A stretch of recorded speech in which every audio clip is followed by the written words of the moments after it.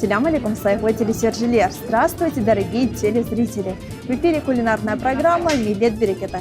Интересно узнать, а что для вас кулинария?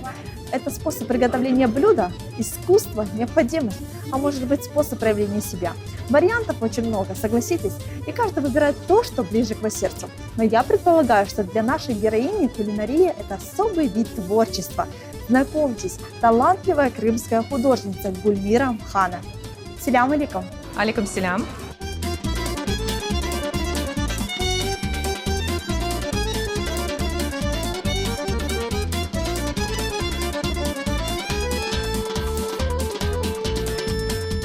Какие продукты нам нужно купить? Ну, мы как раз находимся в Бакалее, нам нужны макароны или лапша, обязательно, чтобы это было тонко и широко. В принципе, мы можем приготовить ее и самостоятельно, но если вы такая же многодетная, как и я, вам нужно быстро очень все приготовить, оперативно, то, конечно же, чаще всего я приобретаю лапшу вот такую. А вот смотрите, какая лапша Да, подходит. вот. Из твердых сортов пшеницы. Конечно же, все самое лучшее. Хорошо, берем. Что-то еще? Да, нам нужна бахла, желательно, обязательно, чтобы было красное. Чувствую, будет крымско-татарское блюдо. Да? Непременно. Хорошо, пойдемте. А кто в семье чаще всего ходит в магазин за продуктами? Муж. Как это здорово. Я не хожу вообще, этим занимается только муж всегда. Хорошо. Что сейчас нам нужно еще к данному блюду? Это, конечно же, фасоль. Беру я не то чтобы чаще всего, а вообще рекомендую брать красный фасоль. Ну, это традиционный выбор. Берем? Берем. Что-то еще? Еще орешки, конечно же. Хорошо, пойдемте в отдел. Насколько я догадываюсь, это блюдо будет бахлал лахша, крымско-татарское блюдо. Но к чему здесь орехи? Вы знаете, по традиционному рецепту добавляют укроп. Это может быть петрушка, но мне хотелось добавить изюминки, я решила посыпать вместо зелени орешками. По-другому творческого человека, думаю, быть не может. Так, я вижу, вот у нас грецкие, фисташки, миндаль. Да, однозначно это будут грецкие орешки. Мы их непременно обжарим, измельчим в блендере и, конечно же, посыпем щепоточкой сахара. Сливочное масло. Обязательный ингредиент и обязательный. Я выбираю вот такой вариант. Я думаю, что это будет самое то. А жирность какая должна быть? 82, ну, кто как любит. Если вы любите пожирнее, то, естественно, выбирайте калорийность повыше. Если нет, то, значит, абсолютно индивидуально. На любителя. Да. Еще? Я думаю, что на этом все. Щепотку сахара я возьму с собой, если можно. Да, можно. Насколько мне известно, у нас будет два блюда. Да, будет еще салат, тоже национальный, но он довольно простой. Я думаю, что большинство из нас его готовит ежедневно, но сделаем акцент на самом блюде, но салатик будет как дополнение. Хорошо. Для салата мы возьмем помидоры, огурцы. Я думаю, что помидорчики будут в самый раз. Обязательно, конечно же, огурцы. Огурцы с помидорами, друзья навеки. Безусловно. Возьмем украсить салатик и придать пущей полезности укроп. И напоследок возьмем лук. Ну, я думаю, что возьмем мы обычный репчатый лук. Полагаю, вот этот. Хорошо. Ну, пожалуй, все. На этом наша покупка завершена. Да. Тогда встретимся в студии. Мы уже в студии. Давайте еще раз перечислим нашим телезрителям, что же будем готовить и какие ингредиенты мы приобрели. Всех приветствую. Сегодня мы будем готовить лахшалу бахла сузне. Это крымско-татарское национальное блюдо, которое состоит из лапши. Желательно, конечно, чтобы она была приготовлена нашими ручками. Да, ну, поскольку есть в магазинах большой выбор уже готовой хорошей лапши качественной, то мы можем ее взять. И обязательно учитывайте нюанс, чтобы она была широкая. Также бахла, я предпочитаю красный и советую всем приобретать для этого блюда красный бахла, орешки, сливочное масло, ну и на салате, конечно же, мы будем использовать овощи. Почему вы выбрали именно это блюдо? Ну, потому что вот так сложились. Это ваше любимое блюдо? Ну, одно из. Ага, хорошо. С чего мы начнем? Начнем мы, естественно, с приготовления бахла. Самый длительный процесс – это его приготовление. Затем мы отварим с вами лапшу и все это заправим вкусняшкой. Хорошо, думаю, все получится у нас вкусно и аппетитно. Не сомневайтесь. Вода закипает. Добавляем? Да, конечно. Мы будем готовить на 2 порции, я думаю. Положим небольшое количество бахла. Какой цвет? Сейчас будет и аромат. Фасоль – один из самых полезных продуктов в нашем рационе. Это хорошая альтернатива мясу для вегетарианцев и постящихся. Содержащаяся в красной фасоли сера повышает устойчивость организма к инфекциям. Для большинства людей это просто вкусная бобовая культура и богатый источник хорошо усваиваемого белка. Но научные исследования доказывают, что фасолевая диета может быть очень эффективна в борьбе с диабетом и сердечно-сосудистыми заболеваниями. Фасоль встречается во всех кухнях мира, из нее готовят множество блюд, от диетических до праздничных. Гульмира Энверовна, интересно узнать, почему в свое время вы решили заняться творчеством и какие были первые шаги? И до этого чем вы занимались? До этого я прошла институт семьи, если так можно сказать. Это вышла очень замуж. Школа важная. Конечно, это самая важная школа в жизни женщины. Естественно, были дети, и особо времени на самореализацию в принципе не было вообще. Как только подросли детки, у меня появилось, конечно же, свободное время для самореализации, о которой я думала все время. Действительно, у меня получилось с первого раза, и меня прям захлестнуло, и результаты вы видите уже в моих сегодняшних работах. Да, глядя на ваши картины, невозможно не восхищаться. Это просто шедевр. Чопсал. Дальше, я думаю, мы можем приступить к готовке макарон. Добавляем лапшу.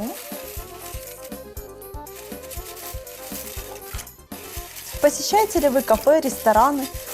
Ну, конечно же, это же прекрасная возможность сменить обстановку, провести время, да, с родными и близкими. Ничто так не сближает, как трапеза в кругу друзей, в кругу своих родных и близких. Посещая такие места, на что вы обращаете внимание в первую очередь? В первую очередь, конечно же, я стараюсь выбрать халял заведения. Все зависит от обстоятельств, да, но тем не менее, конечно, это первый факт. Хорошо, а бывает такое, вы сидите в заведении, и вам кажется, что вот на этой стене идеально сочеталась бы ваша картина? Конечно, я всегда визуализирую свои работы в разных интерьерах. Это очень интересно. Ну и я больше понимаю, в каком направлении мне стоит идти. А есть ли такое блюдо, вот, которое вы запомнили с детства? Есть блюдо, это опять же связано с макаронами, и макароны, сливочное масло и орешки. Это вот блюдо, которое я помню до сих пор, мама его готовила довольно часто, и вот почему-то оно осталось так вот прям шлейфом из детства. Как вы думаете, у нас сегодня получится повторить? Ну, мамины ручки, конечно, золотые, но я думаю, что у нас тоже должно получиться. Сейчас мы должны проверить, наверное, наши макароны, чтобы они не слиплись. Периодически будем их помешивать, в процессе варки, конечно, помешивать. Обязательно давайте добавим щепоточку соли. Так. У вас глаз алмаз? Я никогда не пересаливаю. Это просто идеально. Лучше не досолить, чем пересолить. Чем пересолить, вот да, согласна. Да, давайте я помешаю. Но сегодня у нас интересный рецепт, потому что мы будем добавлять грецкие орехи. Откуда такое сочетание? Вообще по традиционному рецепту добавляется зелень, в частности укроп. Да, но я решила добавить свою изюминку. Да, так не делают, но я решила выделиться. Я думаю, что это будет не менее вкусно. Да, это будет еще и очень эстетично. Помимо того, что будет вкусно, эстетика и визуал немаловажны. Сейчас самое время поджарить наши орешки. Обязательно, чтобы они были жареные, поскольку вкус орешек раскрывается. Как и специи, да? Да, конечно. Да. Термической обработки. Да. Порция у нас небольшая, поэтому орешков много добавлять не будем. Буквально 4-5. Хорошо. Насколько мне известно, любовь к искусству привил вам ваш отец. Ну, это неизбежно, когда ты растешь с талантливым, творческим отцом. Тут, в общем-то, вариантов быть не может, как мне кажется. Да. Бесподобный, легендарный крымско-татарский музыкант Эльвир Исмайлов. Да, соглашусь с вами. Какие у вас- Нескромно, но соглашусь. Да. Какие у вас вот воспоминания с детства, связанные с творчеством? Я помню, когда мне было лет 8, мы жили тогда еще в колхозе «Завет Ленина» в Джанкое. Мгм. Вот, папа довольно часто брал меня с собой в клуб. Такой дом культуры был, где папа занимался. У него была комната, большая довольно комната с инструментами. Там и барабаны были, вот очень хорошо помню, как я барабанила частенько, да, было такое. Вот это очень яркое воспоминание, касаемо именно творческой стороны. Давайте передадим привет отцу. Папа всегда был для меня примером для подражания в плане целеустремленности и трудолюбия. Я очень люблю своих родителей. Баба, я очень люблю тебя. И то, кто я есть сегодня, это исключительно благодаря тебе и, конечно же, моей мамочке. От программы «Милет Берекета» селям алейкум. Предлагаю вам перейти к приготовлению салата. Да, самое время. Разделим обязанности, да? Я так Да, думаю? что вы доверите мне? Да, я доверяю вам все, но все же мне что-то тоже нужно сделать. Давайте я буду нарезать огуречек, а вы возьметесь за... Помидорчики. Огурец – один из самых водянистых плодов. В его мякоти содержится от 96 до 98% жидкости. За счет высокого содержания клетчатки они благотворно влияют на работу сердца и кровеносной системы. Мало кто знает, но огурец – это не овощ. Его относят к семейству тыквенных и иногда называют ложной ягодой. Огуречный сок способствует выведению излишков натрия из организма. Его также рекомендуют употреблять при пародонтозе, кожных заболеваниях, расслоении ногтей, выпадении волос и нестабильном кровяном давлении. Огурцы входят в состав многих диет. Несмотря на низкую калорийность, они обеспечивают организм почти всеми необходимыми витаминами и минералами. У вас 4 деток. Как вам удается совместить две роли? Роль матери, все-таки 4 деток. Вы просто героиня. По-другому хвалите. не могу сказать. Да, ну это Сложно? Это сложно, скажу вам так, вначале сложно, когда дети еще маленькие, тогда сложно. Но сейчас, конечно, я могу выдохнуть, потому что они все выросли, они все помощники, у каждого есть своя роль в семье. Поэтому не могу сказать, что это очень сложно. Наверное, это все-таки больше счастье, чем труд. Как мы нарезаем помидоры? Вообще я нарезаю кубиками. Какие блюда чаще всего готовите дома? Чаще всего я готовлю рис. Это основное, что, в принципе, входит в рацион, ну, если не каждый день, то через день, да. И, конечно же, это блюдо мжадара, которое, да, в его состав входит рис, обжаренный лук, желательно покрупнее. И, конечно же, это чечевица, зеленая чечевица, которую я предварительно отвариваю. Вообще она отваривается вместе с рисом, но я люблю такие чистые цвета, чтобы рис оставался белым, а чечевица оставалась в своем натуральном цвете. Когда большая семья, нужно все быстро, сытно, ну и, конечно, постараться максимально вкусно приготовить. Машаллах. У деток вы уже наблюдаете какие-то творческие способности? Да, мои девочки старшие две, они любят рисовать. Есть такой момент, но и танцевать. Танцевать любит средняя, Ясмин. Она ходит на танцы крымско-татарские. Видно, как она этим увлечена и насколько ей все это нравится. Ей это идет. Она очень пластичная и быстро обучаемая в этом смысле. Старшая девочка рисует. Да, младшая пока что в поиске себя, я еще пока особо не замечаю в ней каких-то... Она еще ребенок. Наверное, потому что она балованная. И самая младшая. Младшие дети, они такие. Да. Кстати говоря, вы старшая в семье? Нет, я младшенькая, у меня старшая сестра Линия. Она, кстати, живет в Турции, и я ей завидую в этом. Потому что там прекрасный климат, как-то так. Наверняка вы часто к ней ездите в гости. Если честно, я еще ни разу не была у нее. Как так? К своему стыду, да, я еще пока не была, потому что, ну, поймите правильно, мне сложно выбраться, когда...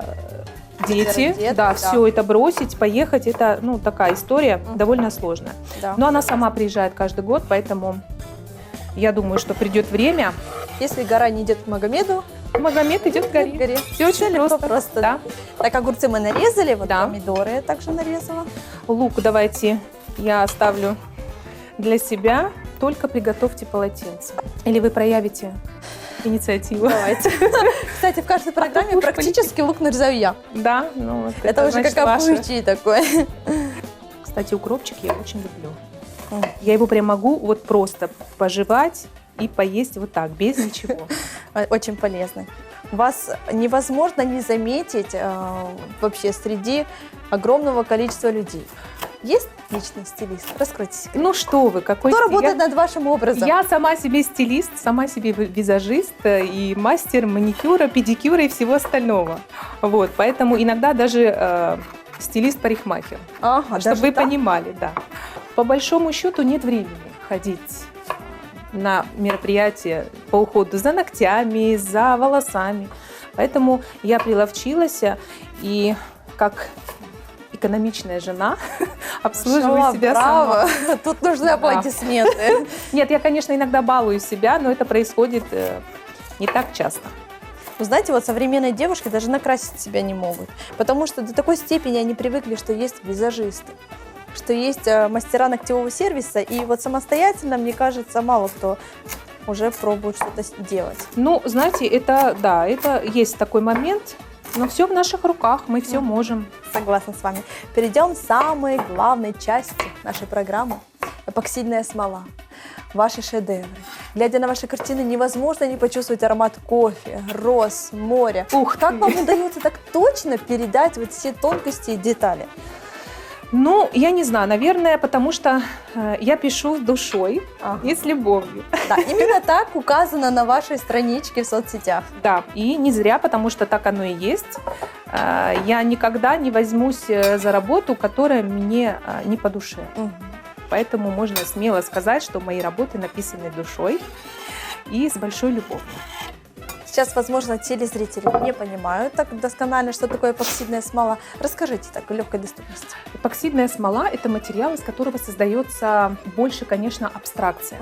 Хотя можно и нарисовать море очень красиво, можно нарисовать камень.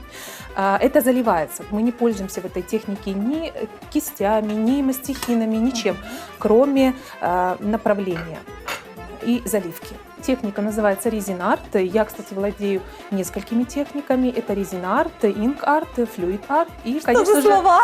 конечно же, масло. Я сейчас все поясню, не спешите. Флюид-арт – это акриловая заливка. Ага. В общем, из двух составных создается основа, и, конечно же, это цвета. Цвета я использую краски акриловые в этом случае. В принципе, так оно и называется, флюид-арт. Картины, подставки, можно часы заливать из эпоксидной смолы. Да, тут, в общем, спектр фантазии, он абсолютно не ограничен. Главное ее вот так включить, и да, тогда получится очень оригинальные и неповторимые изделия. Не отвлекайте Анашку, Анашка работает, Анашка ушла в творчество. Да, абсолютно. Дети не ходят в мою студию, потому что вот есть очень хорошая цитата Цветаевой. Творчество – это общее дело, творимое, уединенное. Только когда я одна, я могу что-то создать. Я должна быть абсолютно сконцентрирована, чтобы даже просто никто не сидел рядом. Есть такой момент. А музыку вы включаете в этот момент?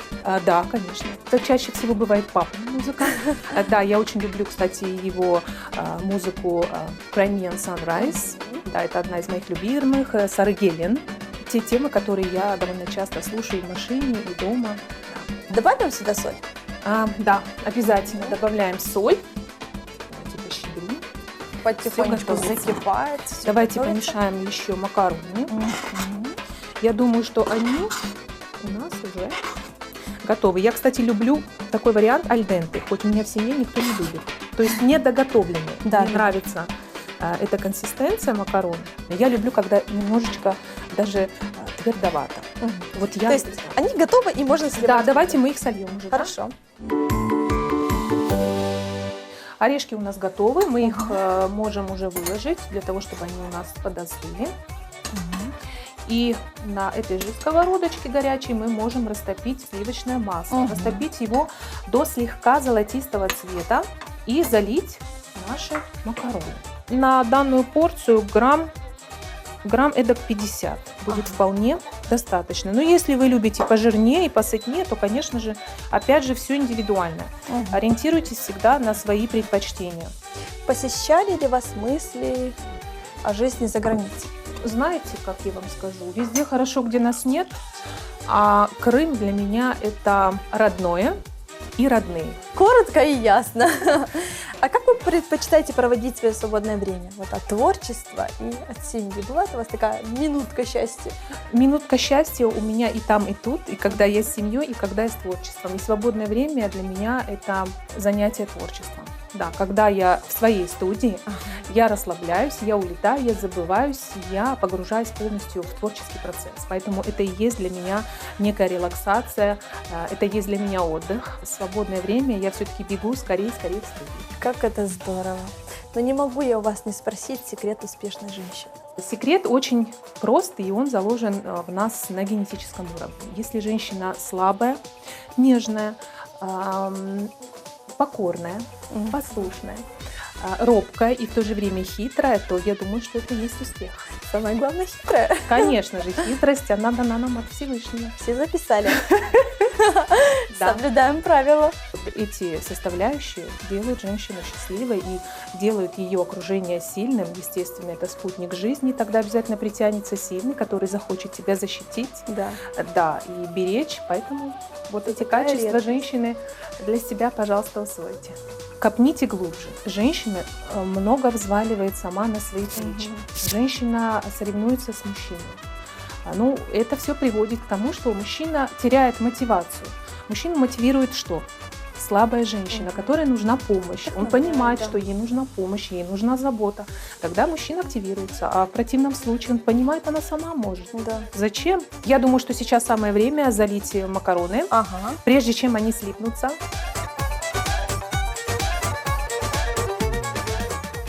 Закрываем? Да, закрываем. И обязательно... Да.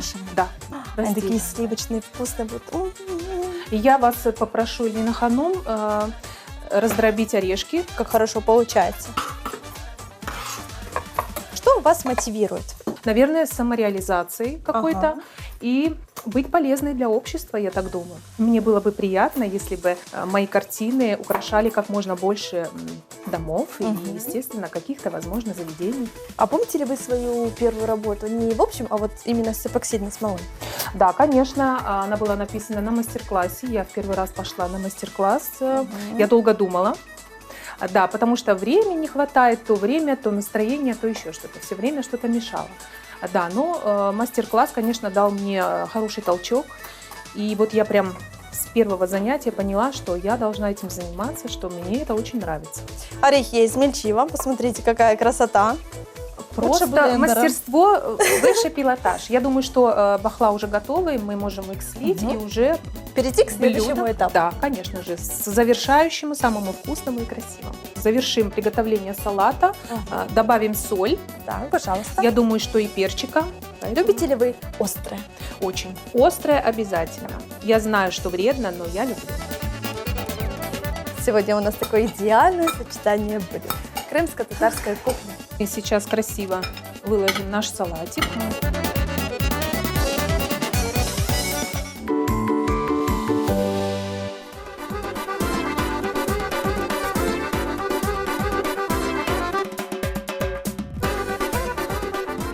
Салатик готов. Перейдем к презентации главного блюда. Конечно же. Лахшалы, бахла, сузбы. Ага, пожалуйста, тарелочка. Но перед этим мне хотелось бы передать привет нашим интернет-зрителям. Я всегда за. Всем селям алейкум. Вы только посмотрите, кто у нас в гостях. Талантливый человек. Алейкум селям, дорогие друзья, сайглы достлар. Я Гульмира, художник, пишущая душой и с любовью. Я передаю вам пламенный привет и желаю каждому из вас мира в сердцах, мира в семье и, конечно же, мира над головой. Будьте здоровы, счастливы, и пусть вдохновение вас, как и меня, не покидает никогда. Замечательные слова. Всем желаем хороших выходных. Делаем это все деликатно, поскольку макароны у нас тонкие, они очень хрупкие, даже когда они сварены аль денте. Теперь мы будем выкладывать бахла. Делаем это красиво. Много хорошо, но в меру всегда лучше. Теперь мы можем посыпать орешками, но прежде чем мы это сделаем, мы добавим щепоточку сахара и красиво засыпаем национальное блюдо лахшалы бахла сюзме.